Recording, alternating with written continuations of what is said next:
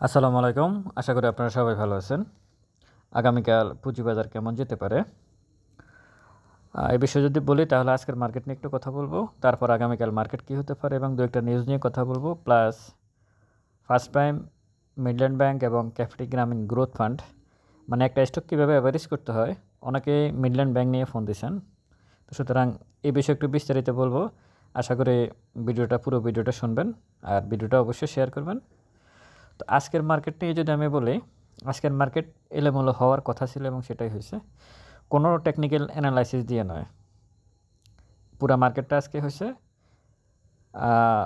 Bangladesh security exchange কমিশনের মামলা হামলা, মানে সব নাটকের মানে যতগুলা রিহার্সাল আছে সেগুলার টোটাল প্যাকেজটা হচ্ছে আজকের মার্কেট 29 পয়েন্টের মতো মাইনাস, ইন্ডেক্স 336 কোটি টাকার লেনদেন।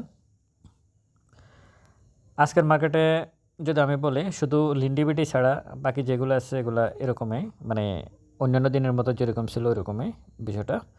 1 মিনিট চারটা অনেক সেল, মাত্র অ্যাডভান্স 56টা শেয়ার, ডিক্লাইন এবং আনচেঞ্জ। ডিক্লাইন হচ্ছে 271টা, আনচেঞ্জ 68টা, যোগ করে দেখেন কতগুলো হয়, অনেক, মানে শেয়ারের প্রাইস বাড়ে নাই। তো সব কিছু মিলাই আজকের মার্কেটটা এলোমেলো এবং টেকনিক্যাল অ্যানালাইসিস যে মার্কেটে কাজ করে না এটার আরেকটা প্রমাণ আজকে আপনাদেরকে দিচ্ছি। সেটা হচ্ছে হিস্টোগ্রামের বার, মুভিং অ্যাভারেজের ভ্যালু এবং ম্যাকডি তিনটা দিক সেল সিগন্যাল দিলেও গতকালকের মানে গত বৃহস্পতিবারের যে দুটা ক্যান্ডেল ছিল প্লাস একটা সাপোর্ট দিন ছিল ছোটোখাটো, মার্কেট চাইলে এখান থেকে উঠতো। যদি আজকের এত ঝামেলা বৃহস্পতিবারের না হয়তো সিকিউরিটি এক্সচেঞ্জ কমিশনে, তাহলে আমি মনে করি ইন্ডেক্স আজকে ছোটোখাটো হলেও পজিটিভ থাকতো, এতটুকু মাইনাস হতো না। যদি মাইনাস হইতো তাও 1-2 পয়েন্ট বা 5 পয়েন্টের মতো মাইনাস হতো, অথবা প্লাস হইলেও আজকে 5-10 পয়েন্টের মতো প্লাস হইতো যদি সে একটা সাপোর্ট জোন তৈরি করতো ইন্ডেক্সটা। কিন্তু এটা না করে কীভাবে পড়ছে, এটা কোনো মানে যুক্তির কথা হলো? আমাদের মার্কেটটা এমন, এই কারণে আপনাদেরকে বারবার বলি ফান্ডামেন্টাল স্টকে এন্ট্রি নিয়ে বসে থাকতে হবে। এখন আপনারা বারবারই বলেন যে প্রাইস বাড়ে না, প্রাইস বাড়ে, হ্যাঁ ফান্ডামেন্টাল স্টকের প্রাইস বাড়ে, কিন্তু বাড়ুক অথবা না বাড়ুক ওখানে বসে থাকতে হবে যদি মার্কেটে ঠিক থাকতে হয়। ওইভাবে মানে ফ্লে করে লাভ নাই, এটা হচ্ছে মূল কথা। যারা প্লে করতে গেছে তারা এখন গত 6-7টা ওয়ার্কিং ডেজে যে মাইনাস হয়েছে ইন্ডেক্স, তারা এখন কোথায়? ঠিকই মানে ডিভিডেন্ড বেস শেয়ারের প্রাইস কমছে কিনা দেখেন, একটাও কমে নাই।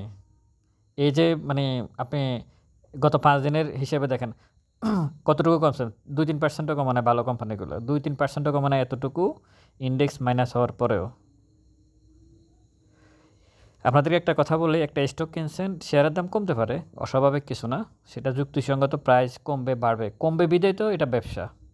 একটা স্টক, এটা মার্কেট, একটা স্টক আপনি কিনছেন তার প্রাইস কমবে বাড়বে, এই কারণে তো এটা ব্যবসা, এটা অন্যান্য ব্যবসার মতো ব্যবসা। কিন্তু অস্বাভাবিক যখন আপনি এন্ট্রি নেবেন তখন তো ঝামেলা। তো সব কিছু মিলে আসলে আজকের মার্কেটে তেমন কিছু হয় নাই। আজকের মার্কেটটা 29 পয়েন্ট মাইনাস, খুবই দুঃখজনক এবং সব কিছু মিলাই পুরো এলোমেলো।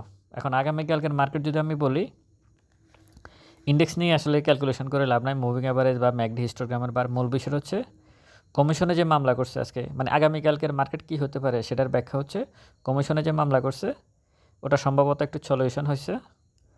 আর আজকে DSC, CSC, brokerage house association, CDBL সবাই কমিশনের সাথে বসে সমাধান করছে যে মানে এইভাবে ঝামেলা করা যাবে না, সব কিছু সমাধান করে মার্কেট যাতে ভালো হয়, বিনিয়োগকারী যাতে ক্ষতিগ্রস্ত না হয়। হ্যাঁ, তো এই কথাগুলো তারা বলে গেছে। আর কর্মকর্তা কর্মচারী যারা 300-350 কর্মকর্তা কর্মচারী সিকিউরিটি এক্সচেঞ্জ কমিশনে ছিল, তারা যে কর্মবিরতি দিয়েছিল বৃহস্পতিবারে সেটা প্রত্যাহার করে নিয়েছে। আজকে তারা স্বাভাবিকভাবে তাদের কাজকর্মগুলো তারা চালিয়ে নিয়েছে, যদিও কাজকর্ম করে নাই। আর কিন্তু রাশেদ মাকসুদ সাহেব মানে উনি তো গার্ডিয়ান, মানে কমিশনের যেহেতু চেয়ারম্যান, উনি তো ভুল হইতেই পারে, কমিশনের কর্মকর্তা কর্মচারীরা প্রবলেম করতেই পারে। উনি কিন্তু কারোর সাথে কথা বলে নাই, মানে কারোর সাথে গিয়ে যে না ঠিক আছে প্রবলেম হয়েছে আমরা সব একসাথে কাজ করবো, সমাধান হয়ে যাবে, সমস্যা নাই, এরকম কোনো কিছু উনি কিন্তু বলে নাই। উনি ওনার জায়গায় স্ট্রেট বসে আছে, মানে একটু ওই যে উপরে তো ওনার আমাদের অর্থ উপদেষ্টা আছে, সমস্যা নাই, উপরে আছে তো সমস্যা কি, যেরকম ইচ্ছা সেরকমই করবে। সব কিছুর মানে মনস্তাত্ত্বিক একটা ব্যাপার আছে যে কোনো বিষয়ের। তো এই সব কিছু মোটামুটি বৃহস্পতিবারের যে পরিস্থিতি ছিল ওই পরিস্থিতিটা আজকে নাই। আর ইন্ডেক্সটা মাইনাস করা হয়েছে, এটা কিন্তু সকাল 11টা বাজে মিটিংটা চলতেছিল। ইন্ডেক্স মাইনাস হওয়ার তেমন কোনো যুক্তিসঙ্গত কারণ ছিল না, কারণ আজকের মিটিংটা পজিটিভলি সমাধান হবে এটা সবাই আশা করছে, কিন্তু তারপরেও ওটাকে সুযোগকে কাজে লাগায় স্মার্ট মানি বা কারসাজিকারকরা মার্কেটটাকে আজকে ডাউন করে দিয়েছে। তো এই দিক বিবেচনা করে আমি আশা করি যে আগামীকালকে মার্কেটটা একটু পজিটিভ থাকতে পারে।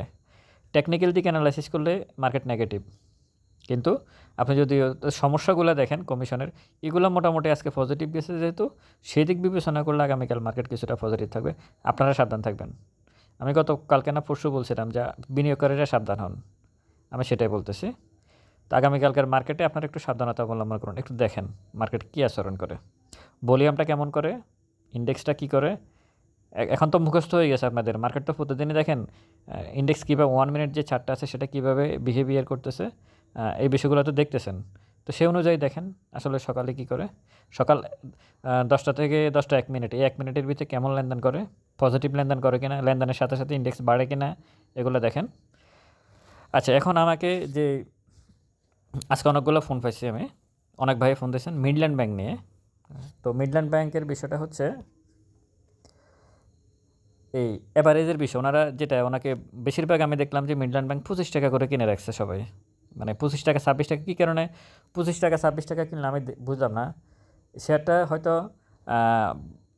22 টাকা বা 21 টাকা কিনতে পারতো, কারণ ওখানে একটা সবুজ একটা ক্যান্ডেল দেখা যাচ্ছে এই যে এখানে, এই জায়গায় হয়তো কিনতে পারতো যে না ঠিক আছে, এখান থেকে হয়তো সে মনে করছে যে উপরের দিকে যাবে, এটা হয়তো তার একটা যুক্তিসঙ্গত একটা সিদ্ধান্ত হইতে পারে।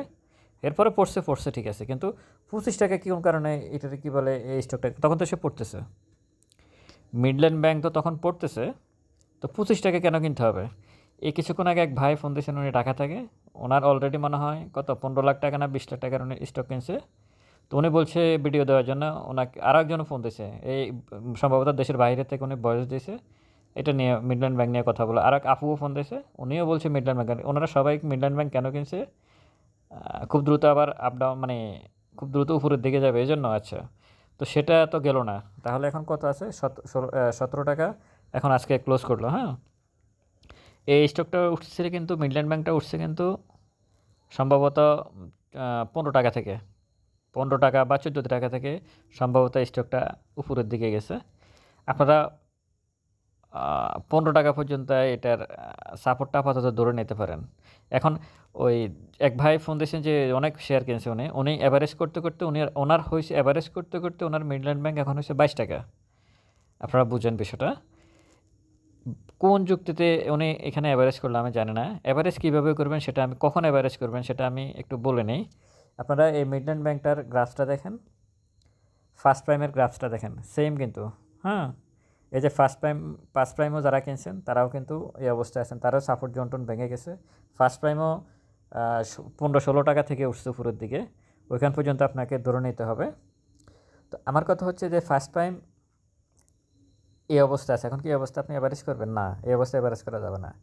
মিডল্যান্ড ব্যাংক এই অবস্থায় আছে, আপনি কিনছেন একটা, ঠিক আছে ধরে নিলাম আপনি 25 টাকা কিনছেন, আপনার মিস্টেক হয়েছে, তা আপনি এরপরে আবার অ্যাভারেজ শুরু করছেন কেন, কী বলে মিডল্যান্ড ব্যাংক তো পড়তেছে নিচের দিকে, তাহলে ওইখানে অ্যাভারেজ করতে হবে। অ্যাভারেজ কোথায় করবেন, অ্যাভারেজ করবেন এইখানে আসলে, এই ক্যাপিটাল গ্রামীণ গ্রোথ ফান্ড আছে না, ক্যাপিটাল গ্রামীণ গ্রোথ ফান্ডের এই জায়গাটা আছে না, এই জায়গাটা, হ্যাঁ, এই জায়গায় যখন এরকম মানে অনেকগুলো সবুজ ক্যান্ডেল, অনেকগুলো লাল ক্যান্ডেল হবে, উঠবে নামবে, এবং নিচের আপনি ভলিউমগুলো দেখেন, অনেকগুলো সবুজ ভলিউম হচ্ছে, অনেকগুলো লাল ভলিউম হচ্ছে।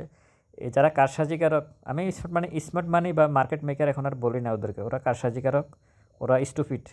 তো ওরা যখন ওই স্টুপিডগুলো যখন এইভাবে এই ক্যান্ডেলগুলো করবে, হ্যাঁ, এইভাবে যখন ক্যান্ডেলগুলো করবে তখন ধরে নেবেন যে ওই স্টুপিডগুলো এখানে ইন করছে, এখন তারা কালেকশন করতেছে। এই ধরনের জায়গায় গিয়ে আপনি তখন অ্যাভারেজ করবেন। এই ক্যাপিটাল গ্রামীণ গ্রোথ ফান্ডটা যেখানে এখন যে জায়গা আছে এই জায়গায় অ্যাভারেজ করাটা আমি মনে করি একটু রিস্ক আছে, সামান্য রিস্ক, কারণ এখানেও করা যায় যে এখন যে জায়গায় আছে ক্যাপিটাল গ্রামীণ গোল্ড ফান্ড এখানে অ্যাভারেজ করা যায়, কারণ তার নিচের ভলিউম নাই, ভলিউম কমে গেছে, মানে কেউ শেয়ার সেল দিতে চাচ্ছে না, না স্মার্ট মানি শেয়ার সেল দিতে চাচ্ছে, না ক্ষুদ্র বিনিয়োগকারী শেয়ার সেল দিতে চাচ্ছে। সুতরাং এই স্টকটা ক্যাপিটাল গ্রামীণ গোল্ড ফান্ড এখান থেকে আপে যাওয়ার সম্ভাবনা আছে।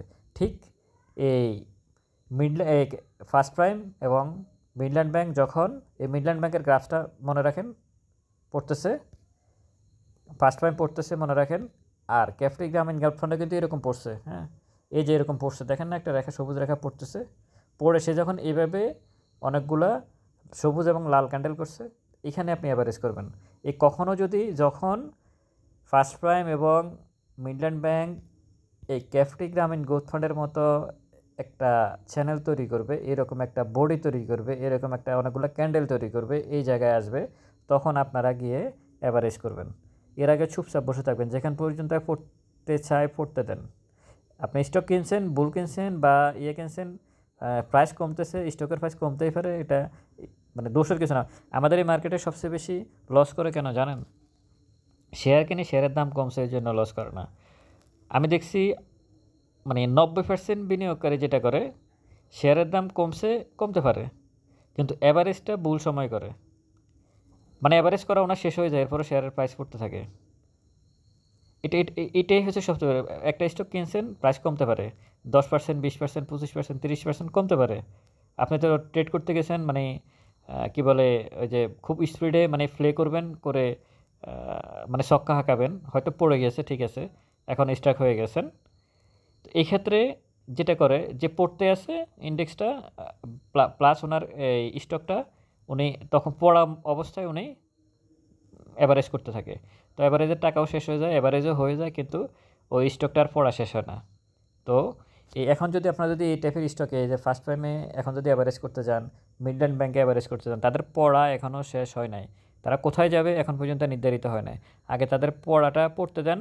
যেমন ক্যাপিটাল গ্রামীণ গোল্ড ফান্ড পড়ছে, পড়ার পরে এরপর সে উঠতেছে, এই ধরনের জায়গায় এখানে আপনাকে হয়তো 1 মাস, 15 দিন, 20 দিন এরকম একটা চ্যানেল তৈরি করতে হবে ওই ফার্স্ট প্রাইম এবং মিডল্যান্ড ব্যাংক, তখন আপনি অ্যাভারেজ করবেন। এখন কি বুঝাইতে পারছি কিনা যে অ্যাভারেজটা কোথায় করবেন?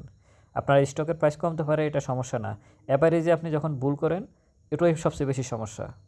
অ্যাভারেজ করতে করতে করতে করতে টাকা শেষ হয়ে যায়, কিন্তু ওই স্টকটার প্রাইস আরও ডাউন হয়, তখন মানে মেন্টালি অনেক বেশি মানে অসুস্থ হয়ে যায়। আপনি দেখেন এই মিডল্যান্ড ব্যাংকটা আপনি ধরুন 25 টাকায় কিনছেন, 5 লাখ টাকার বা 10 লাখ টাকার, এখন আছে কত? 17 টাকা। এটা ধরুন 17 টাকায় এখানে আসি, সে 1 মাস, 1 মাস, 15 দিন, 20 দিন এখানে বসে আছে। আপনি যদি 10 লাখ টাকার সাথে আরও 10 লাখ টাকা অ্যাভারেজ করে দেন, আপনার প্রাইস কিন্তু অর্ধেক নাই হয়ে যাবে, আপনি খুব দ্রুত এখান থেকে বের হয়ে যেতে পারবেন। অ্যাভারেজে একটা শেয়ারের প্রাইস কিন্তু অনেক কমায় দেয়। আপনি কিনাটা তো একদিকে মানে দেখা গেছে আপনি 20%, 25% মানে লস আছে একটা স্টকে, কিন্তু যখন আপনি অ্যাভারেজ করে দেবেন একদম অ্যাকুরেট জায়গায়, অ্যাকুরেট টাইমে যদি অ্যাভারেজ করতে পারেন, তাহলে কিন্তু আপনার মানে স্টকের অ্যাভারেজ যে মানে আপনার যে লসটা, ওটা অনেকটা রিকভার হয়ে যায়, অনেকটাই। শুধু অ্যাভারেজটা যদি ঠিকভাবে করতে পারেন, তাহলে কিন্তু আপনি একটা স্টক থেকে একটা প্রফিট নিয়ে বেরোতে পারবেন, ছোটোখাটো একটা প্রফিট, অন্তত লস করবেন না। অ্যাভারেজ যদি ঠিকভাবে করতে পারেন, অন্তত লস করবেন না।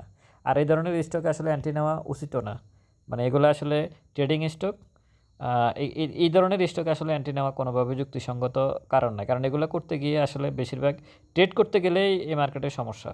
এটা হচ্ছে মূল বিষয়, ট্রেড করা যাবে না, শেয়ার কিনে বসে থাকতে হবে। তো ভালো থাকবেন সবাই। আগামীকাল মার্কেটে একটু সাবধানতা অবলম্বন করবেন। আশা করি মার্কেটে পজিটিভ কিছু হয়তো, আমার বিশ্বাস হতে পারে, যেহেতু অনেকগুলা ক্যান্ডেল, 1টা 2টা 3টা 4টা 5টা 6টা লাল ক্যান্ডেল, অনেক বিগ অনেক বড়। এখানে এখন যেখানে আছে এখানেও ছোটোখাটো একটা সাপোর্ট আছে মার্কেটের দেখা যাচ্ছে। এখন দেখা যাক আগামীকাল কি হয়। সাবধানতা অবলম্বন করবেন, ভালো থাকবেন, আপনারা হতাশ হবেন না, ভালো স্টকের সাথে থাকেন, ডিভিডেন্ড বেজ স্টকের সাথে থাকেন, তাহলে অন্তত এই যে ইন্ডেক্স যে পড়ছে, যারা ভালো ভালো কোম্পানিগুলোর সাথে আছে তারা কিন্তু কোনো টেনশন করে না। যারা কিন্তু এই যে মানে দুর্বল স্টকগুলো কিনছে, তারাই কিন্তু এখন রাতে ঘুমাতে পারতেছে না। সো আগে মানে নিজে মানে মেন্টালি আসলে ভালো থাকাটা হচ্ছে ইম্পর্টেন্ট বিষয়। ভালো থাকবেন সবাই, ভিডিওটা ভালো লাগলে শেয়ার করবেন। আসসালামু আলাইকুম।